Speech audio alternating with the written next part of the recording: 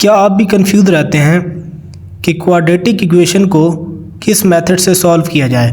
ये quadratic equation की general form है। एग्जाम्पल के तौर पे 5x² + 3x + 8 = 0। इस तरह की क्वाड्रेटिक इक्वेशन अगर आपके पास हो तो वो किस मेथड से सॉल्व की जा सकती है?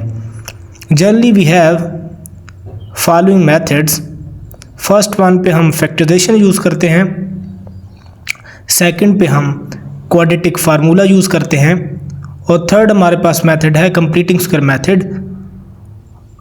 और किसी सिचुएशन के अंदर हम स्क्वायर्स के फार्मूलास को भी यूज़ करते हैं। अब ये अपने आप में एक चैलेंज है कि कौन सी क्वाड्रेटिक इक्वेशन के ऊपर इनमें से कौन सा मेथड यूज़ किया जाए। मे बी आप आइडेंटिफाई कर भी लेते हों, but it is frustrating to identify that which method use at which quadratic equation. But now here is a single method, we can say it one man army, क्योंकि ये एक ऐसा method है जो किसी भी क्वाड्रेटिक इक्वेशन को single handedly इसको सॉल्व कर सकता है।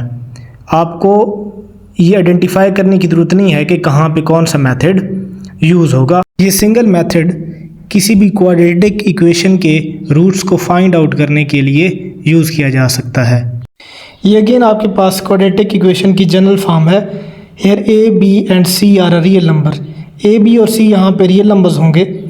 अगर हम ग्राफ की हेल्प से इसको समझें तो जो क्वाड्रेटिक इक्वेशन का ग्राफ है वो इस तरह से बनता है।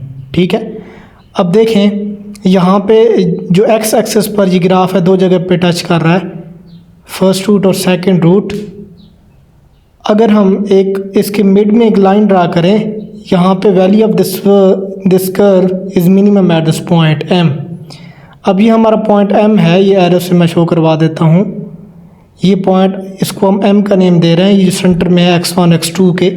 ये x1 और x2 के बिल्कुल मिड पॉइंट इसका है, यानी कि x1 से इसका जो डिस्टेंस है और x2 से जो डिस्टेंस है वो सेम है। तो इसको हम u का नेम दे देते हैं दोनों डिस्टेंस को, क्योंकि ये इक्वल हैं तो दोनों को u का नेम देंगे।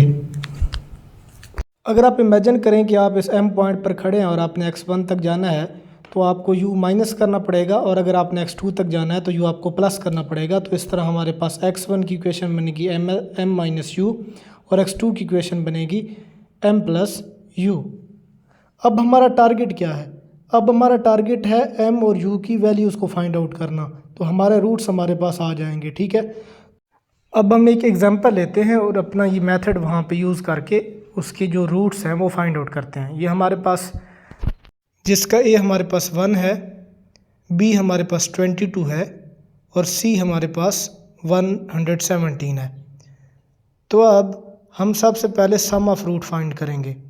अब सम ऑफ रूट्स हम क्यों फाइंड कर रहे हैं? क्योंकि m हमारा कब आएगा? जब हम दोनों x1 और x2 को प्लस करेंगे, यानी इसका रूट्स का सम लेंगे और फिर 2 से डिवाइड करेंगे, तो जो एवरेज हमारे पास आएगी वो हमारे पास m पॉइंट होगा।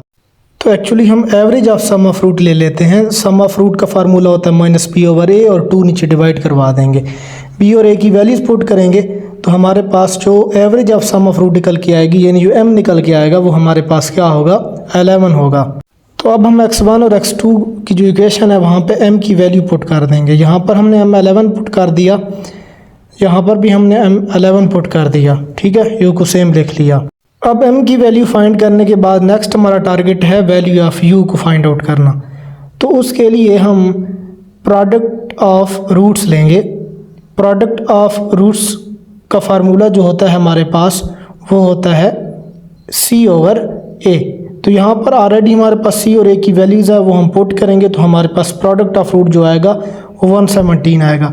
अब प्रोडक्ट ऑफ रूट मतलब अल्फ़ा और बीटा दो रूट हैं, यानी अल्फ़ा मतलब x1 और बीटा मतलब हमारे पास जो है वो x2 है। तो अल्फ़ा बीटा मतलब x1 x2 को मल्टीप्लाई करवाएंगे तो यहाँ पर हम x1 और x2 की जो वैल्यूज़ हैं 11 - u और 11 + u, ये हम यहाँ पे पुट करेंगे अल्फ़ा की जगह पर, यानी x1 की जगह पर। और बी बीटा यानी x2 की वैल्यू हम पुट करेंगे यहाँ पे 11 प्लस u। तो लेफ्ट हैंड जो राइट हैंड साइड है अपनी हम 117 वो हम सेम लिख लेंगे। अब लेफ्ट हैंड साइड पे देखिए फार्मूला बनता है a² माइनस b² का, तो वो हम फार्मूला अप्लाई यहाँ पे करेंगे 11² माइनस u यानी 11a है और u हमारे पास b है। तो इस तरह हम इसको सॉल्व करेंगे 117।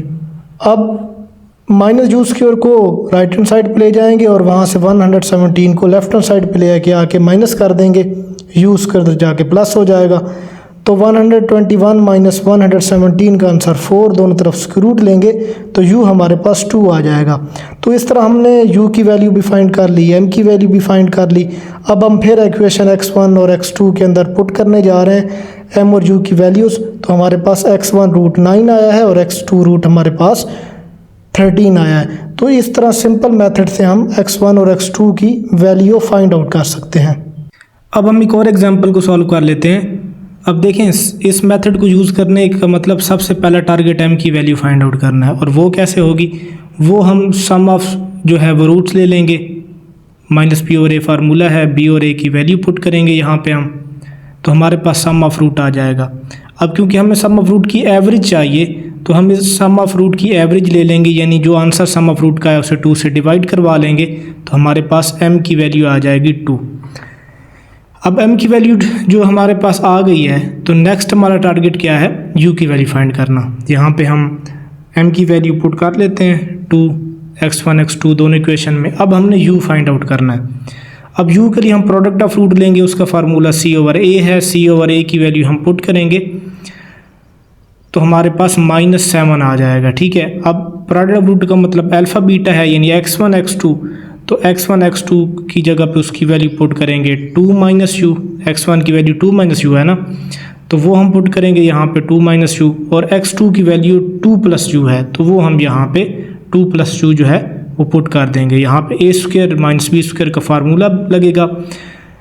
तो ये हमारे पास फाइनली जो हमारा u का आंसर आएगा कपल ऑफ स्टेप्स के बाद u हमारे पास आ जाएगा 11, तो u², तो दोनों तरफ स्क्वायर रूट लेंगे तो हमारे पास u आ जाएगा स्क्वायर रूट 11। अब m की वैल्यू भी आ गई, u की वैल्यू भी आ गई, तो m की वैल्यू ऑलरेडी पुट कर चुके थे हम x1 x2 में, और अब हम u की वैल्यू भी पुट कर लेंगे। तो इस तरह सिंपल इस मेथड को यूज़ करके आप जो है वो रूट्स फाइंड आउट कर सकते हैं। अब ये आपके पास एक एग्जांपल है, आपका टास्क है आपने इसको सॉल्व करना है, इसके रूट्स निकाल के कमेंट में आपने आंसर जो है वो लिख देना है। Thanks for watching video, please share, like and subscribe to the channel.